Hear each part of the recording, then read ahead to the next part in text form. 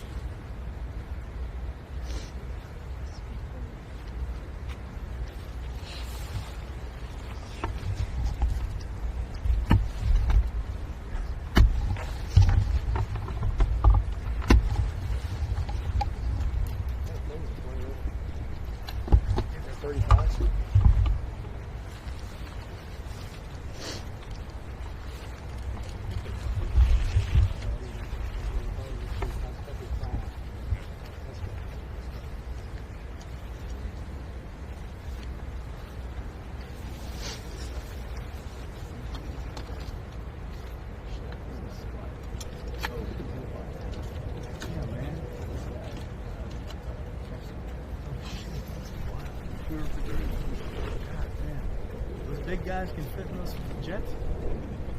Too big. Yes. Tell them they gotta Honestly, just kind of yeah, they gotta get that weight down. That's cool.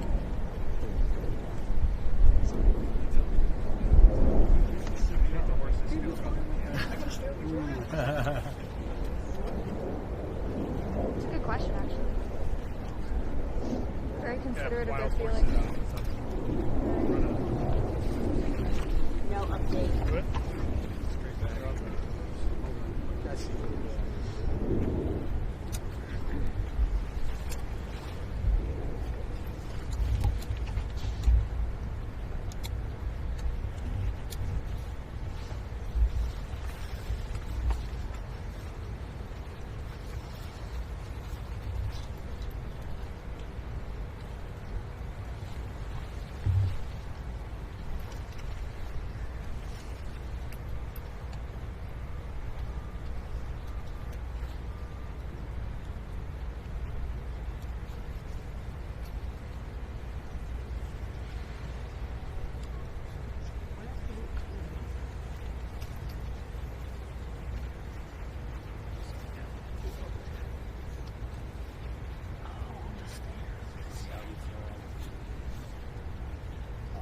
Hey, man. I like that they gave him a 4.5-foot gap to Yeah. see the cannons coming. Little gully.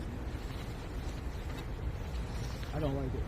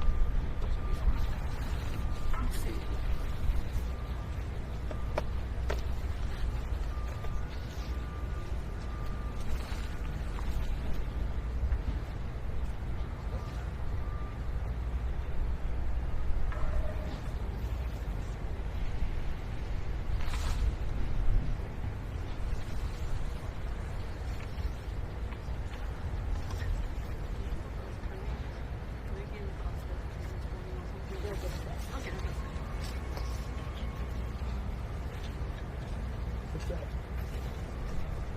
What's that black thing sticking out over the hedges? You guys see that? Is it? Could be anyone's. Could be anyone's. Could be anybody's. I don't know whose that is. It's the one with the 4 remotes on the wall. I see Getty on it. No. No. Getty is never at fault, right? Getty what? Never at fault, right? That's right. We actually have a guy for laying. Perfect organization. We have a guy for laying the grass. Crazy. We don't know where else to put him. Probably the official agency of Saudi Arabia.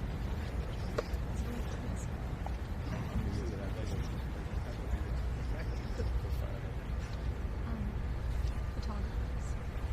Since we're like holding here, since we're not like rushing or anything like this, we can take our time to get the remotes and everything before we go in. So we should run after this. Run for Right. your life. Run that way. Go home.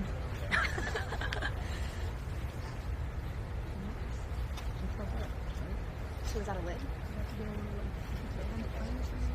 Yeah. Awesome.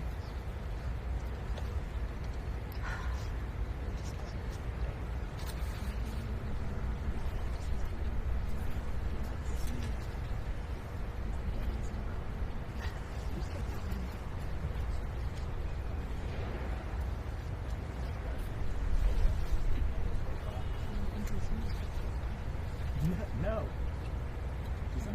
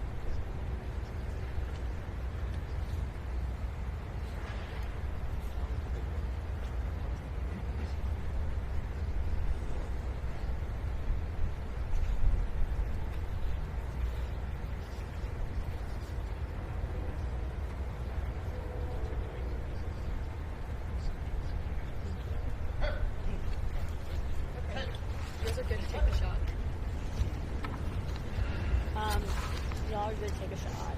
Take a shot of the salt rock right now.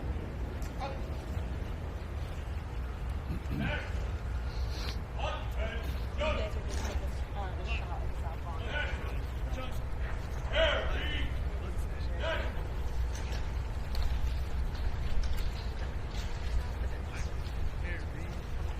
So y'all do.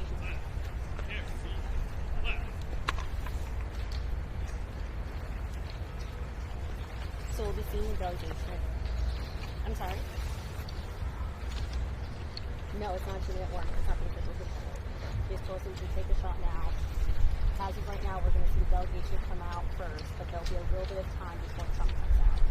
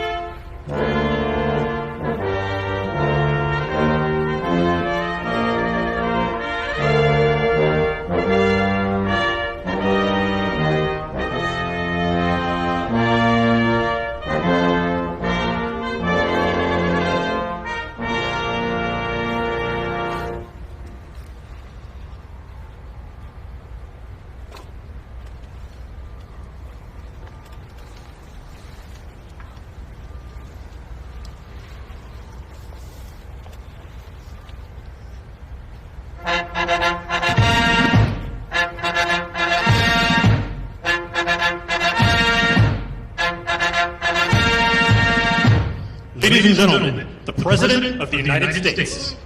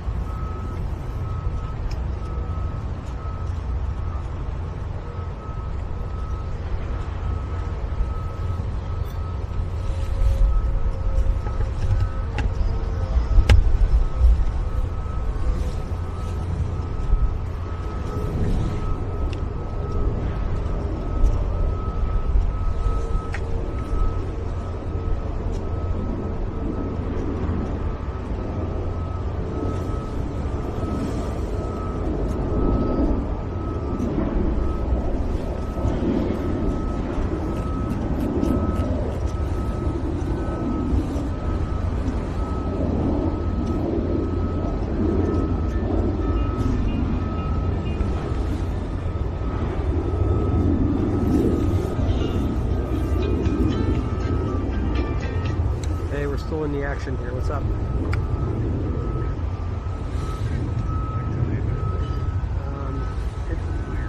I think they're holding pretty firm to it. What do you have? Well, last night, I think. Yeah. Yeah. Yeah, I mean, no one's going to be judging you. Just wear whatever looks, appropriate. Don't worry about the exact look. Just, no one's really watching us. It's just putting on the fake, the try, Yep, all right. It's always a bitch, I know. Not that I've seen, but I've been inside a couple times. I'll probably slip out for lunch or something. All right, see you later. See you soon. Yep.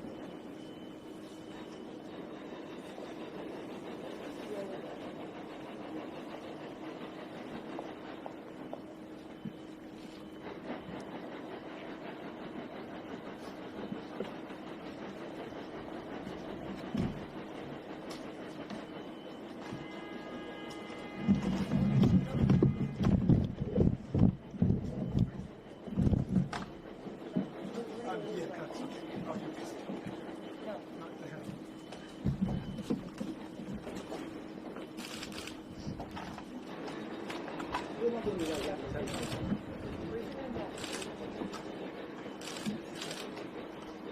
guys, let's go. Let's go. Briefing in. Briefing in.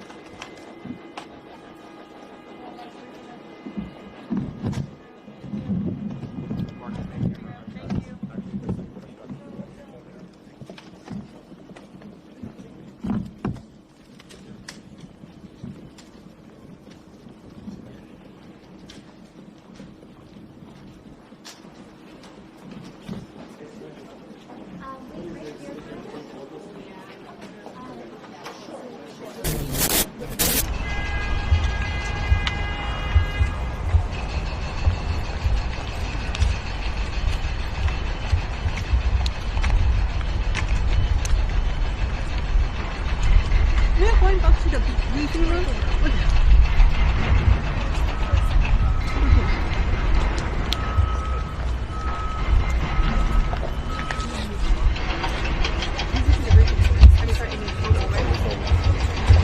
Just make sure you have to pass this out, guys. Pass it out. Pass it out, please. Pass it out.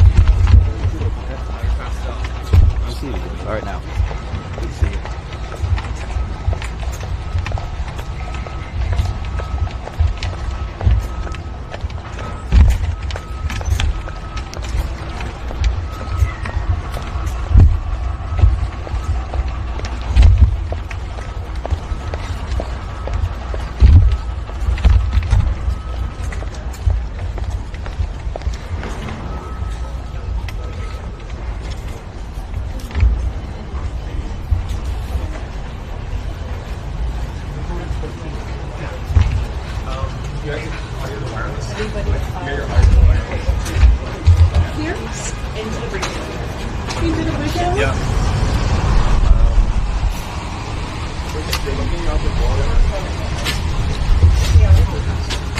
Good job, guys. Coming through. Do you want us to stay here or? Oh, no. They're gonna line us. This is for the oval. Yeah, I'm going to the oval. You are? Yeah. Yeah. Come on. We're at 2800. And camera mic is off. Press coming through.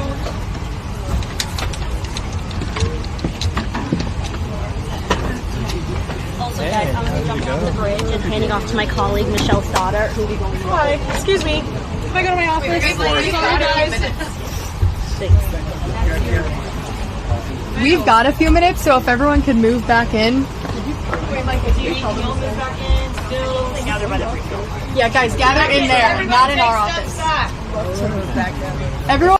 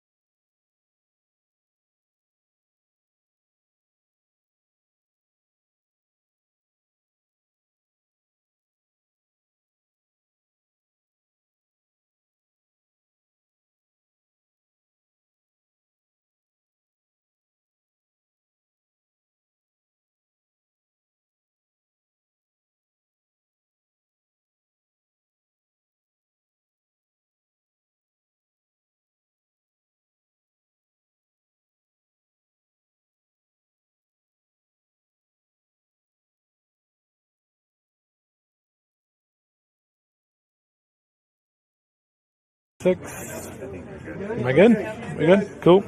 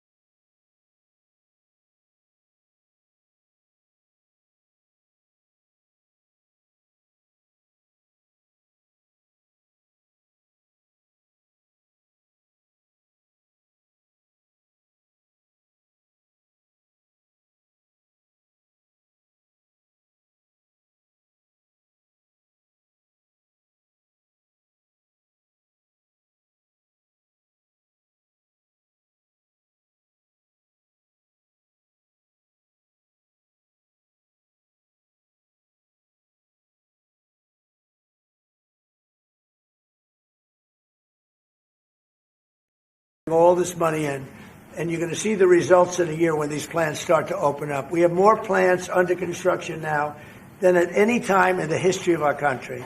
And these are big plants. These are the biggest plants anywhere in the world. And I want to thank you because you've agreed to invest $600 billion into the United States. And because he's my friend, he might make it $1 trillion, but I'm going to have to work on him. But it's 600. We can count on 600 billion. But that number could go up a little bit higher, yes, or I don't know. We'll see. But we appreciate it very much. So Saudi is going to be investing at least $600 billion, and that means investments in plants, in companies, money on Wall Street. And what it really means for everybody that really counts is jobs, a lot of jobs. We have a lot of jobs. So I just want to thank you. We've been really good friends for a long period of time. We've always been on the same side of every issue. I think we've done a great job in wiping out the nuclear capacity of Iran. Nobody else could have done that. No other president would have done it. We had the pilots in the Oval Office right here. We were celebrating a very successful attack. So I had them in with that beautiful B-2 bomber that's over there. And they said, sir, for 22 years, we practiced this attack. Our predecessors, these were very young guys, so 22 years, they said our predecessors and us practiced the attack on Iran. But no president ever gave us the go-ahead. 3 times a year they went out and they practiced the attack. Nobody let us do it until you came along, and I let them do it because it was the right thing to do. You can't have a nuclear Iran. And so we put you in a very good position. But I just want to say it's an honor to be your friend, and it's an honor that you're here. And if you'd like to say a few words, but thank you very much. Well, thank you, Mr. President. This relation has been a relation for about 9 decades, and we've been working together for a long time. But today it's a very important time in our history because there's also a lot of things that we're working on in the future. We believe in the future of the United States of America. We believe in what you're doing, Mr. President, really creating a lot of good things and good foundation to create more economic growth, more business in America. And it will also your work for the world peace. I believe, Mr. President, today and tomorrow we're going to announce that we are going to increase that $600 billion to almost $1 trillion of investment, real investment and real opportunity by details in many areas. And the agreement that we are signing today in many areas in technology, in AI, in earth materials, magnet, etc., that will create a lot of investment opportunities. So you are doing that now. You're saying to me now that the $600 billion will be $1 trillion. Definitely, because what we are signing, it will facilitate that. And I like that very much. Go ahead. You worked hard. No, that's great. I appreciate that. That's great. We're doing numbers that nobody's ever done. And in all fairness, if you didn't see potential in the U.S., you wouldn't be doing that. Definitely. You don't want to lose money. As you said, Mr. President, it's the most hottest country in the planet. But what you're creating is not about opportunity today. It's about also long-term opportunity in the United States of America that will affect American economy positively in the next coming decades. Preparing the right foundation of emerging technologies, that's a game changer for America in a good way, and we want to be part of it. Yeah, we're doing really well. And this, you don't see what we're doing so much because we have, although the construction industry sees it. If you look at Caterpillar, who's been incredible, the tractors, everything else, the numbers that we're doing in construction are unbelievable. Some of the plants that we're building, AI, and they're building their own electric with the plant. I gave them the right to build their own electric with the plant because no country, frankly, will have this. China's working very hard to produce enough electric, but we're beating China substantially at AI, which is a big thing. And we had a great meeting 2 weeks ago with President Xi, but on AI, we're doing well. And I have a man, David Rommel. Yes, sir. David, could you say a few words about what you're seeing on the job front and all of the some of the assets, and also how we've been helped by the Saudis in terms of the kind of investment they've made? Please. Yeah, most certainly. Thank you for the opportunity. I am a facility leader for GE Vernova, and if you look at the landscape for GE Vernova investment, over $750 million in the U.S. focused on true manufacturing jobs here stateside. We're looking at tripling the output of our Greenville, South Carolina facility where we make the gas turbines that are supporting U.S. needs as well as the Saudi Arabia needs. Right. So real jobs, $300 million in gas investment, resulting in over 500 pieces of new equipment being installed in the Greenville, South Carolina facility. That translates into roughly 1,800 jobs across the board for GE Vernova as we try to scale capacity to be able to meet this demand. Along with that, we're partnering with local communities to build the skill set that's required to meet these capacity needs. So that talent pipeline is incredibly important. So it's real jobs in the manufacturing space. Well, you've been great, and thank you very much. And we love that state. I won that state by record numbers. I won a lot of states by record. Texas, a lot of them by Indiana. We're working with Indiana or something right now. We won that. We won a lot of them by records, but that was one of them. I want to thank you very much. Say hello to everybody. Great job. You're doing a great job. Thank you. So just in wrapping up, we'll take a couple of questions, but I want to just tell you what an honor it is to be your friend. And I very much appreciate the investment of now $1 trillion, okay? I'm glad you got that out. I didn't want to be the one to tell them, but that's great news. We keep increasing, Mr. President. I know. Each time the opportunities are just increasing more and more. Well, the opportunities, right? You know, we're doing better. Even if you look back 6 months ago, I mean, now all of a sudden you feel even better. So, and I think we're only going to go in one way. Does anybody have any questions? Mr. President, have you approved the export licenses for advanced chips to Saudi Arabia? The export licenses? We are working on that. We're negotiating that right now. Marco, do you want to talk about that, or Scott? Yeah, well, I mean, that's part of what we may have announcements on that later today. But that's what we've been working on is the mechanics by which something like that could be achieved. And it's part of the broader process, part of this broader engagement and cooperation between our two countries. Certain levels of chips. Yeah. For the Crown Prince, Your Royal Highness, you're talking about $1 trillion of investment. Could the kingdom continue to do that with oil prices in the mid-60s? We are not creating a fake opportunities to, please America, please President Trump. It's real opportunities. For example, when you ask about the AI and the chips, Saudi Arabia have a huge demand a huge need of computing power, and we're going to spend in the short term around $50 billion by consuming those semiconductors for our needs in Saudi Arabia. And with the agreement that we're going to have with South America, that will allow us to focus that consuming power in the short term by $50 billion from South America, and long term with hundreds of $billions in the long term. So there is a lot of real opportunities that fit to our needs in Saudi Arabia and fit to our investment strategy. Mr. President, is it appropriate, Mr. President, for your family to be doing business in Saudi Arabia while you're president? Is that a conflict of interest? And Your Royal Highness, the U.S. intelligence concluded that you orchestrated the brutal murder of a journalist. 9/11 families are furious that you are here in the Oval Office. Why should Americans trust you? Who are you with? And the same to you, Mr. President. Now, who are you with? I'm with ABC News, sir. You're with who? ABC News, sir. Fake news. ABC fake news. One of the worst in the business. But I'll answer your question. I have nothing to do with the family business. I have left, and when I've devoted 100% of my energy. What my family does is fine. They do business all over. They've done very little with Saudi Arabia, actually. I'm sure they could do a lot. And anything they've done has been very good. That's what we've done. We've built a tremendous business for a long time. I've been very successful.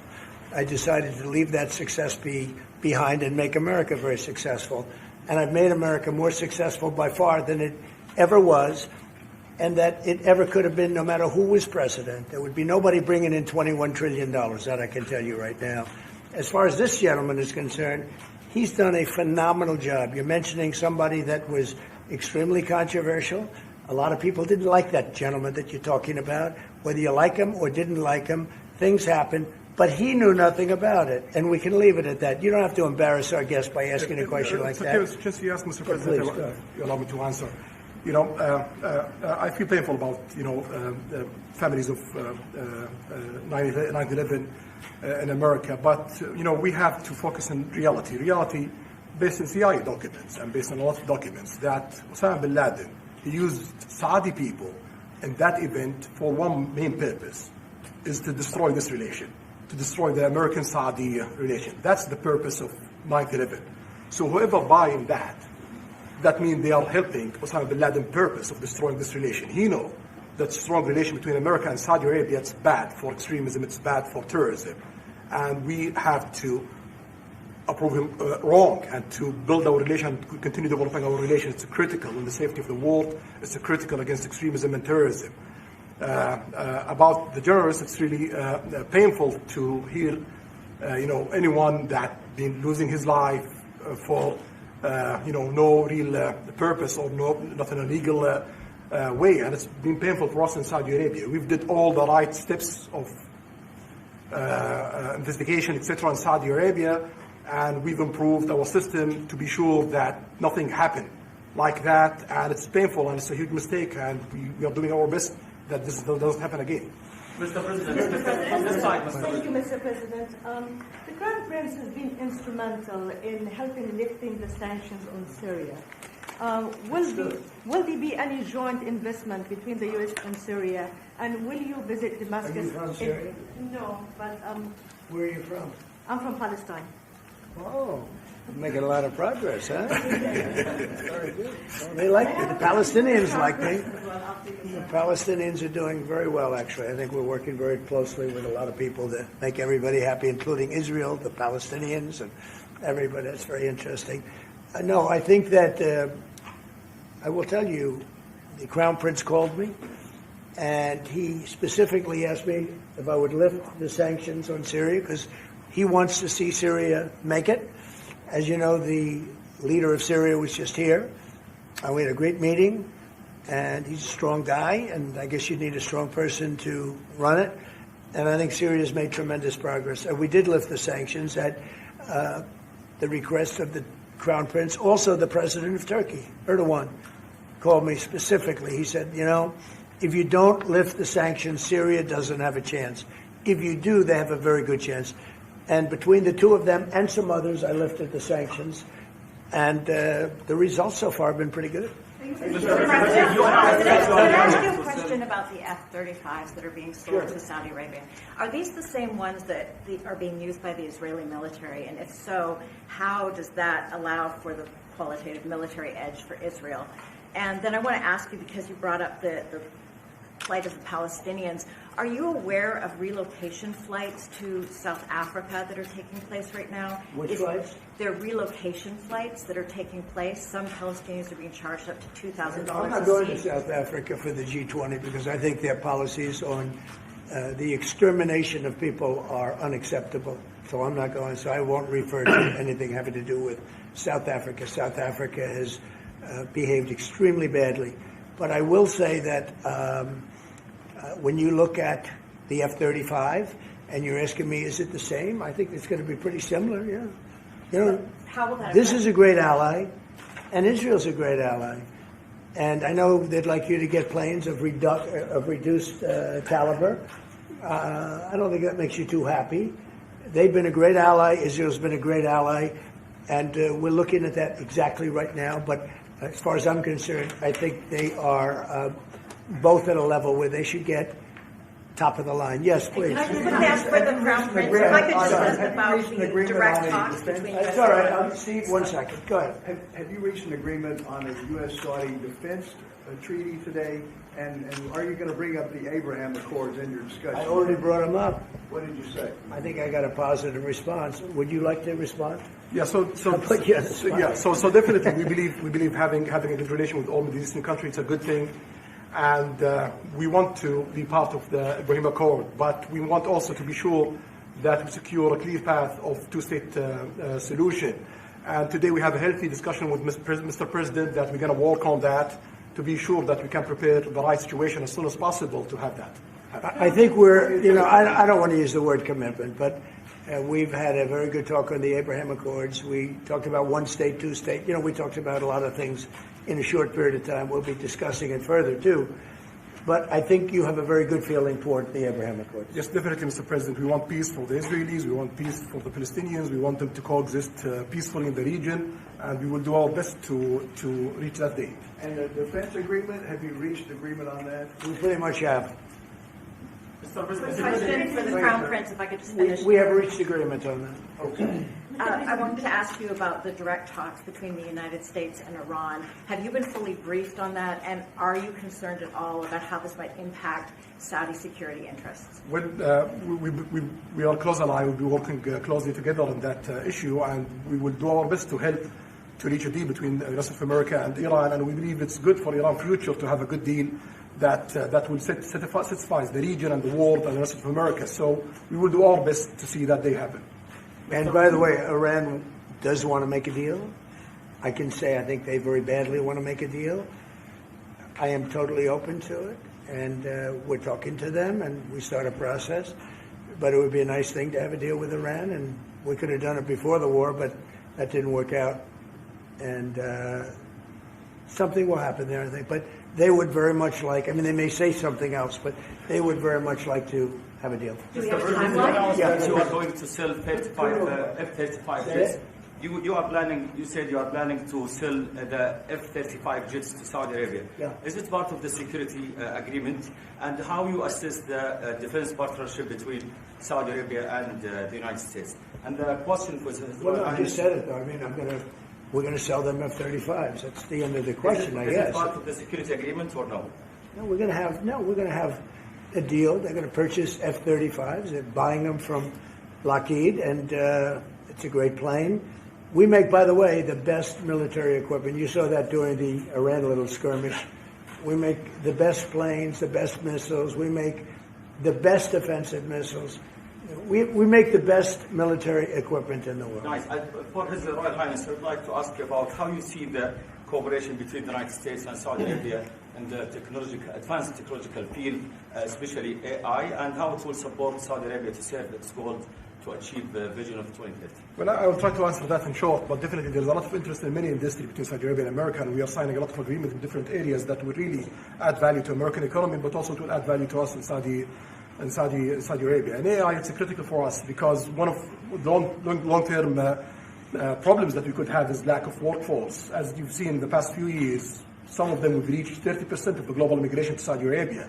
So we know that to assure the Saudi Arabia GDP growing with the lack of workforce that we have, we need to use a lot of computing power to replace job in the long term. So that's huge demand in Saudi Arabia, and we want to link it to American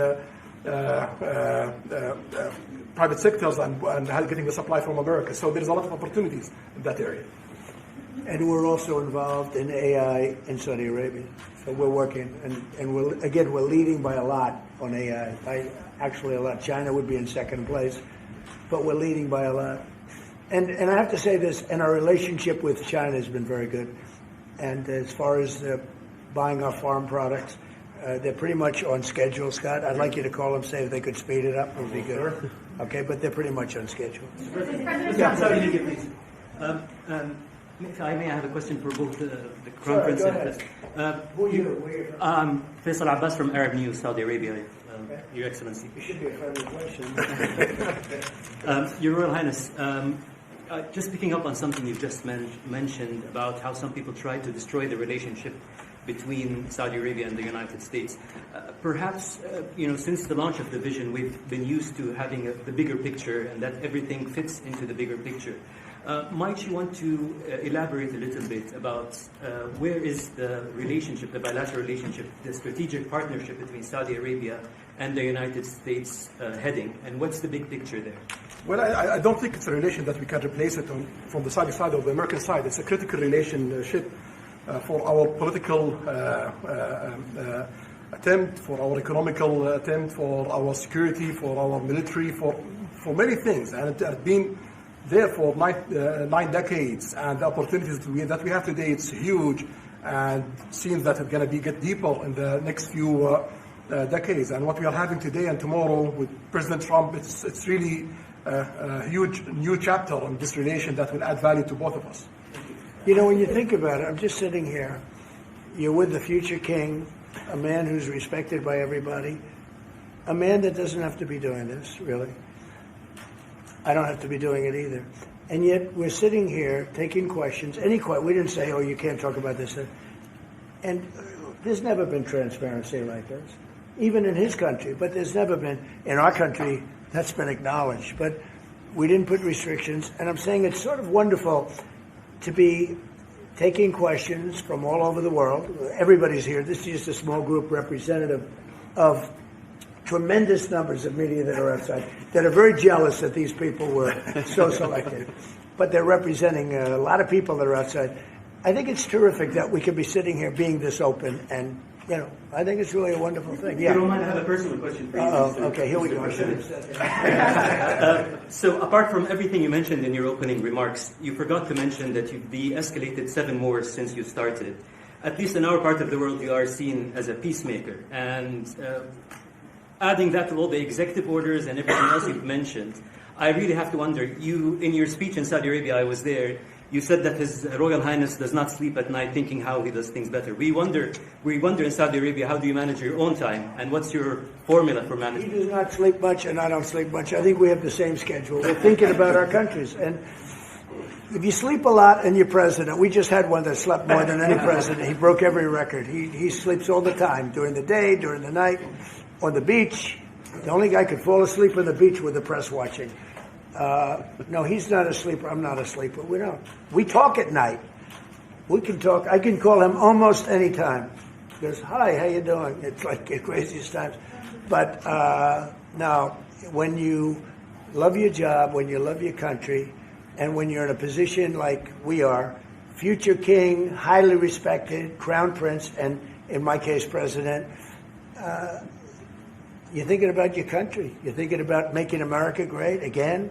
We're thinking about keeping Saudi Arabia strong and vital, and in a pretty tough part of the world, tricky part, right? Tricky part. A lot of tricky people. But he thinks about his country, and I think about my country. I don't want to sleep. President Trump, do you expect a formal civil nuclear deal to be reached soon? Can you talk to us about that aspect With of who? today's with Saudi Arabia? I can see that happening. Do you think that an agreement will happen today? It's not urgent. It's always when you have civil nuclear, but you have more oil than almost anybody else. We actually have more oil and gas than they do, but I refuse to say that. We have more than anybody. Can you imagine? And on the F-35s, are those sales? Israel had reportedly wanted those sales to be conditioned on Saudi Arabia moving to normalized relations. Israel will be happy. Israel is going to be happy. Condition of the F-35 Israel's aware, and they're going to be very happy. Okay? Yeah, please. Hello. Hi, hello. My name is Amal Hazani from Sharq al-Awsat newspaper, from Riyadh, of course. I have a question for the Crown Prince and for you, Mr. President. Crown Prince of Saudi Arabia, how much you expected from developing the cooperation with the United States in the field of new energy, AI, supply chains? How much you expected from that? No limit. We just continue pushing forward. There's no limit. So we just push forward for all the opportunities that we have. You have to understand, this is really a great ally. Just the fact that they're now doing, I came in here at 6, I did not know that. I was pushing for the 1 trillion, but he didn't tell me that. Now he told me. This is a great ally of ours. You know, when you invest $1 trillion, that's national security for us too, because it creates jobs, it creates a lot of things. And I would say, Scott, right, when you hear one country is putting $1 trillion into the United States, that creates national security. And, you know, I think that they don't have to say that, but I think a big part of that is also the fact that tariffs are in play. But even beyond tariffs, that's a real ally that will do that. Creates a lot of power for the United States. We are also in Saudi Arabia very happy because this much of Saudi money is pension here, and of course it's come back for us for benefits. So it's complementary interest. So this is I think what the friends and allies do. Well, look, I love the country of Saudi Arabia. I know the people very well. The level of treatment that we go when we go to Saudi Arabia is something that is incredible. And the people like us, and I think they really like America, especially when I'm president. I mean, I don't think they liked America so much maybe for 4 years recently. I think Obama treated Saudi Arabia very, very badly, as you know. And I think Biden didn't have any idea where the hell he was. I don't think Biden knew the difference. How would you describe the future relationship with Saudi Arabia? I mean, from the strategic aspects. How would you describe that? The relationship is with? I I would say top of the line. It's as good as it can. I don't think it can get much better. We have a country that trusts us, and that's why they make that investment. If they didn't trust us, they couldn't make that investment. And we trust them. They've been very reliable. Now I rebuilt our military in my first term. And we spent trillions of dollars, and we gave away some of it in Afghanistan stupidly because we had stupid people running our country.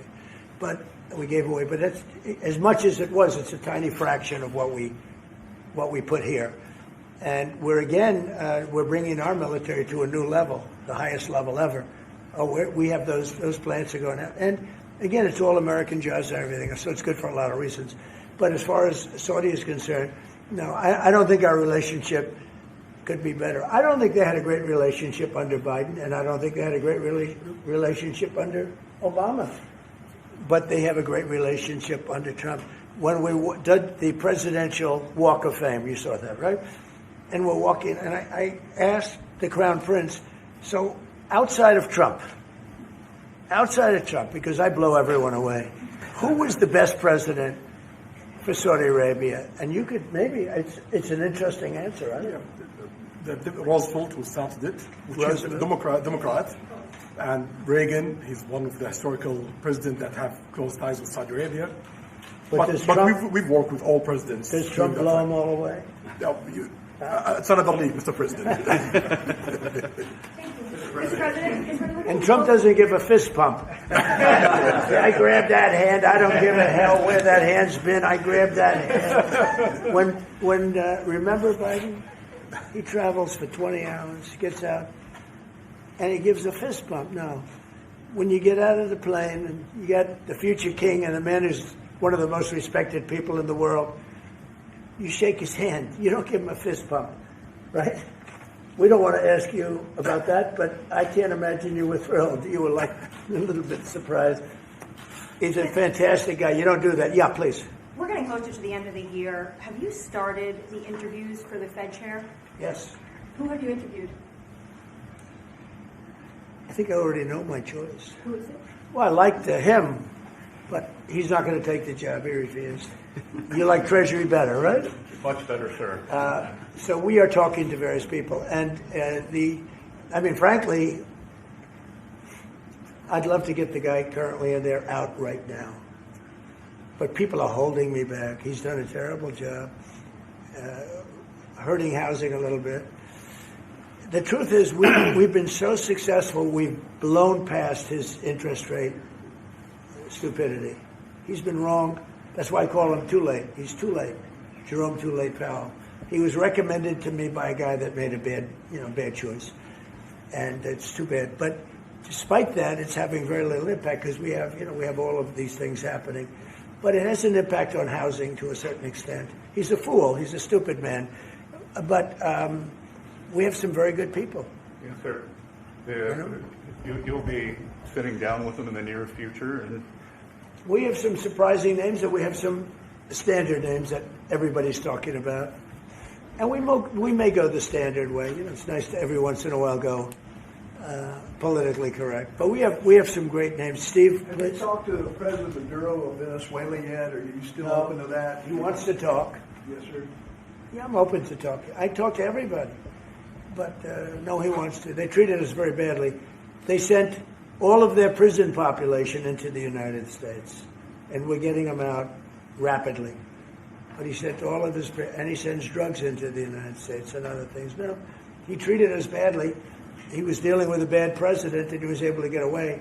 We have now, I think we have the strongest borders anywhere in the world. Nobody is coming in unless they come in legally. We've taken very weak borders where millions of people came in. For the last 6 months, I don't do these reports. They say 0 people have been able to come in. Is that pretty good? I don't know. Mr. President, why wait for Congress to release the Epstein files? Why not just do it now? You know, it's not the question that I mind, it's your attitude. I think you are a terrible reporter. It's the way you ask these questions. You start off with a man who's highly respected, asking him a horrible, insubordinate, and just a terrible question. And you could even ask that same exact question nicely. You're all psyched up. Somebody psychs you over at ABC. They're going to psych it. You're a terrible person and a terrible reporter. As far as the Epstein files is, I have nothing to do with Jeffrey Epstein. I threw him out of my club many years ago because I thought he was a sick pervert.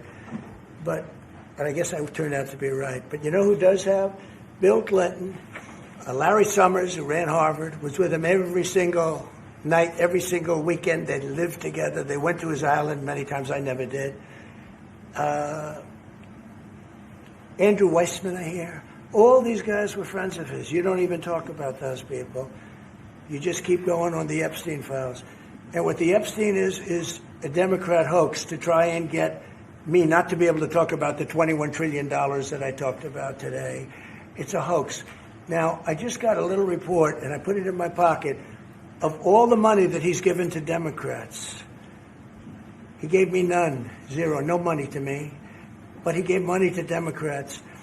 And people are wise to your hoax. And ABC's is, your company, your crappy company, is one of the perpetrators. And I'll tell you something. So why not just sign it now? I think the license should be taken away from ABC because your news is so fake and it's so wrong.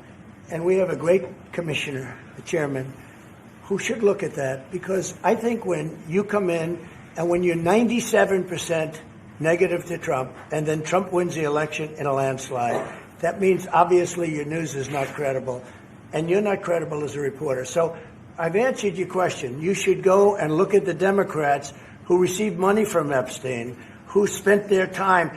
Larry Summers was with him all the time. That creep of the fund guy was with him all the time. What's his name? Who? Reid Hoffman. I don't know Reid Hoffman, but I know he spends a lot of money on the radical left. Reid Hoffman, in my opinion, should be under investigation. He's a sleazebag. And those are the people, but they don't get any press, they don't get any news, and you're not after the radical left because you're a radical left network. But I think the way you ask a question with the anger and the meanness is terrible. You ought to go back and learn how to be a reporter. No more questions from you. Who else has a question? Friends, very quickly, I want to ask you, how much money is Saudi Arabia giving for Gaza reconstruction? Well, we are in discussion about that. Still, there is no amount being It'll be a lot. named, but we will definitely help. Yeah, he's going to. It's very important to him. And a quick follow-up: the International Security Force. Given your pledge, there would be no U.S. boots on the ground. What is the U.S. role going to be in that? And how do you sort of ratify the allegations that this could undermine Palestinian sovereignty and even the path to statehood? Look, I think we're going to get along great with the Palestinians, and we know their leadership. We just had a very, you hate to say war, but it was a war. Very, very successful. And you could say, really, it was on behalf of everybody. We did that on behalf of everybody. And the outcome was extraordinary because we had the best pilots, the best equipment, the best planes, the best everything. And Israel bought the best equipment. They bought it from us. Everything's from us. It all starts here. This office, I was talking to the Crown Prince a little while. You walk into this office, for somebody from the outside, the Oval Office, it's the most powerful place in the world. You're standing right now in the most powerful place in the world. And no matter how big you are, these are the biggest people, the richest people. They walk into this office. It's special, isn't it? Look at him. He's so happy to be here. But you walk into this office. It's the Oval Office. And we've done a lot of good with this office. I've stopped actually 8 wars. I appreciated your question before. But I've actually stopped 8 wars. I have another one to go with Putin. I'm a little surprised at Putin. It's taken longer than I thought. But we stopped India and Pakistan. I could go through the list. You know the list better than I do. I'm very proud. And I stopped one that was almost ready to start again. You know, there was one that was ready to start. And they're doing very well. So it all took place right here in the Oval Office, whether by telephone or whether by they came in. Many of these leaders have come in, and they signed their peace deals right here in the Oval Office.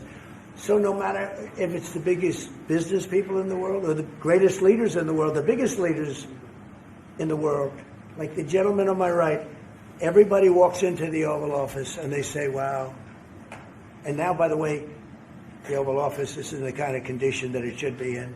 Whether you look at the walk or the marble floors or anything down the road, we're fixing the White House. And we're building one of the greatest ballrooms ever to be built. We have an event tonight, and we're going to have about 118 people because we have a very small room. For 150 years, they've wanted a ballroom, and now you're going to get a great ballroom. And I have to say, I probably made a lot of enemies because in your honor, we're having a dinner tonight, a beautiful dinner tonight, and we have a very small room, right? It's called the East Room, and it's beautiful, it's lovely, but it's like for a little cocktail before you go into a ballroom. It's a very small room. They've wanted a new ballroom for 150 years. We could have sold the big ballroom out 3 times in honor of this gentleman. So I made a lot of enemies because I have a lot of people that are invited tonight or are unable to come because of the size constraint. But you know what we'll do before I leave office? We'll have another dinner because we'll have it ready long before I leave office, and it's going to be beautiful. It's a very popular thing what we're doing. And by the way, no government funds. It's all put up private money, all private money. And in the case, I think there's a restriction on foreigners. Otherwise, I could have asked you just for a check, okay? But there's a restriction. These are all private individuals that put up a lot of money to build the ballroom. Not one penny is being used from the federal government. So it's really a nice thing. But I look forward to it. I just pointed it out. This would be a perfect night to have that ballroom open, Susie.